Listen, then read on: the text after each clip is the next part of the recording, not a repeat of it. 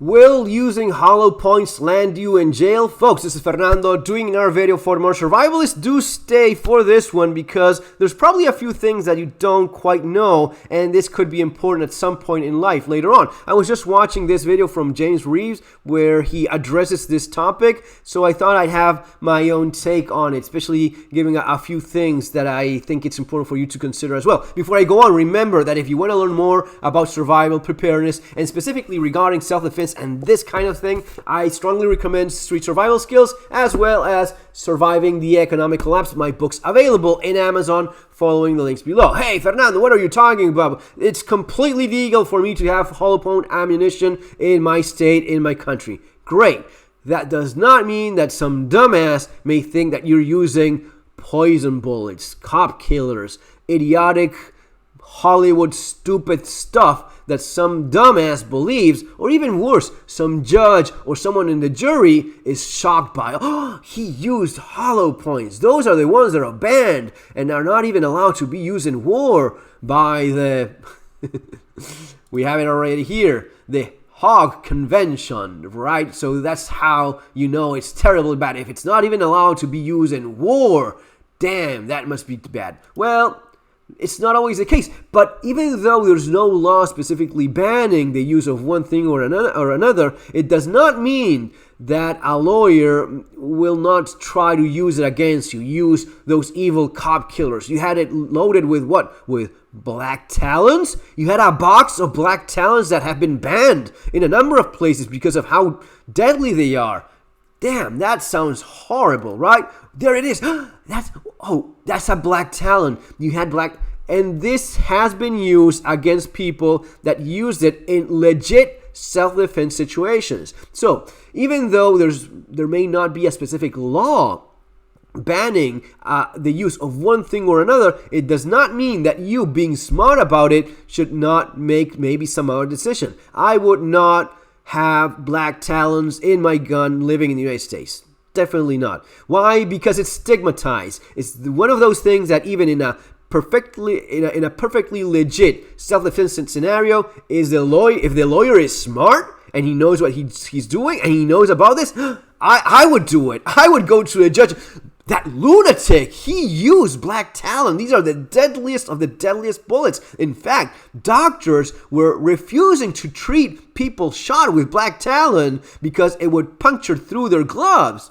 And more than one judge would go, or someone in the jury would go, oh, man, that is mean. Besides the fact that you shot someone, okay? So context matters, and often the cinematic aspect of all of this may come back and bite you in the ass, especially when it's not as a clean, clear-cut case of self-defense. Usually, when that's the case, you can shoot someone with a damn tank and it won't make a difference. You're in your house, someone broke in, you use a weapon or a tool to defend yourself. It will really rarely matter what it is that you use. If the guy had a huge record of previous crimes and you're a clean-cut, law-abiding citizen. But when things start getting a little bit more, but he was the ex of your wife, that he was actually in an argument and you got in there, and when things start getting a little bit more messy and more complicated, every little advantage helps. My advice, wherever it is that you are, two things. First, check your own legislations. Wherever it is that you are, whatever country, whatever state you are in, whatever city, make sure there's not something that's specifically banned, or even worse, something that's specifically illegal for you to do.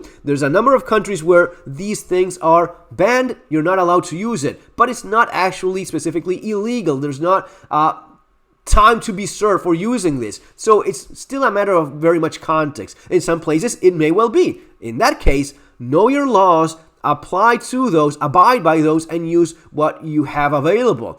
Let's say the law says you cannot use a hollow point. Okay, this isn't a hollow point. This has a plastic plug, so it's not specifically a hollow point projectile. Okay, is that allowed? Yeah, you check with your lawyer friend and someone that actually knows, because there's many of your lawyer friends that have no clue what we're talking about here, and some of the smarter ones will say, I just don't know, and some of the worst ones will say, Yes, that's perfectly fine, when in fact it's not. So make sure you know the law. Again, I insist, make sure there's not something specifically saying this is illegal and will land you in jail. The best example of that would be your concealed carry knife, right? Or your EDC knife. Is this legal where you live? Probably is. Is it banned? Well, what is it illegal? If you take this in London or anywhere in UK, you will go to jail for at least 3 years. That's specifically what the law says, because it's over 3 inches long and it locks the blade. So that's the kind of thing you should very much be aware of. You cannot, oh, I didn't know the law. That's not an excuse that will fly anywhere, okay?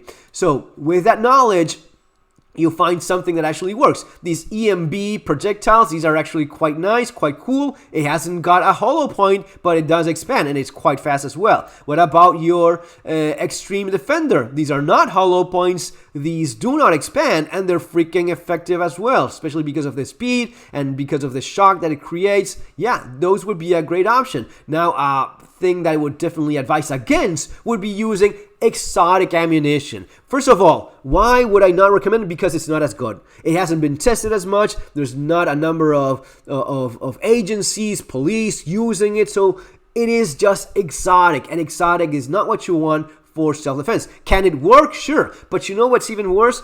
It often involves marketing tactics that may come back and bite you in the ass, especially when you cannot say, oh, this is what the FBI uses. What? The FBI uses it and I cannot? That doesn't make any sense. But what about the Ripper Slasher Ninja Bullet? Well, oh dear God, what I would do, playing devil's advocate, my client, he was just confused about the nature of this house. The door looked very similar to his own, so he wasn't breaking in. He was just confused about where he was going in. And this lunatic, he shot him with deadly ninja bullets. These spread like small samurai swords and cut you through the inside.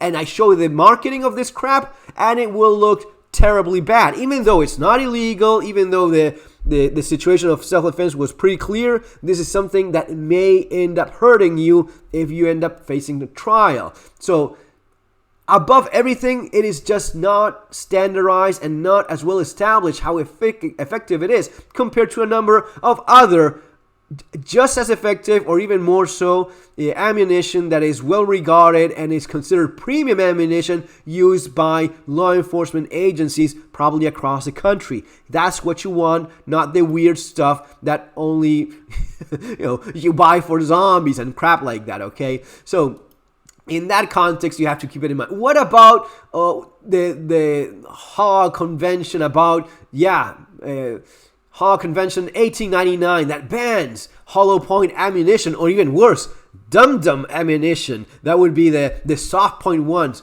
Well, it doesn't matter. No one cares. No one gives a flying fuck about the 1899 convention. It's not just because it's old.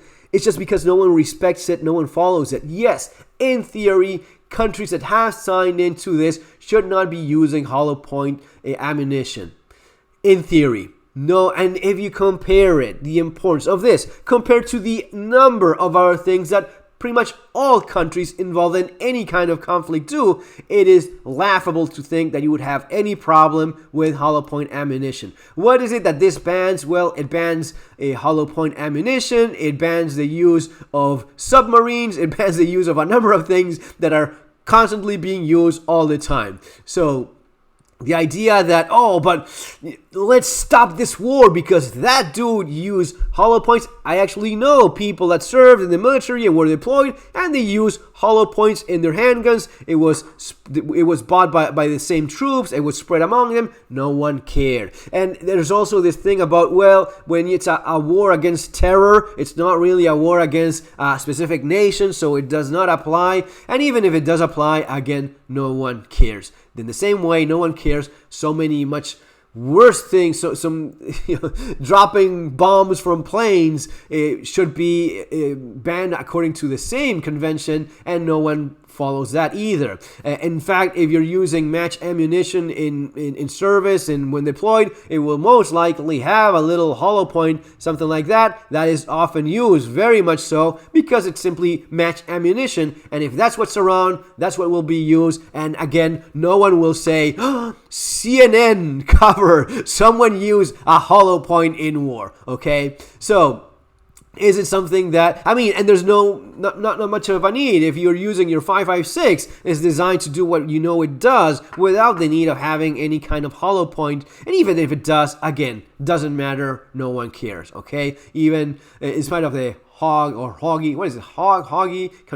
Hague Convention of 1899. Okay, folks, I hope that was perfectly clear. Again, if you want to learn more really about self-defense in trying times, especially when shit hits the fan and things get complicated, I strongly recommend Street Survival Skills because I wrote it specifically for that sort of thing. See you on our next video. Take care.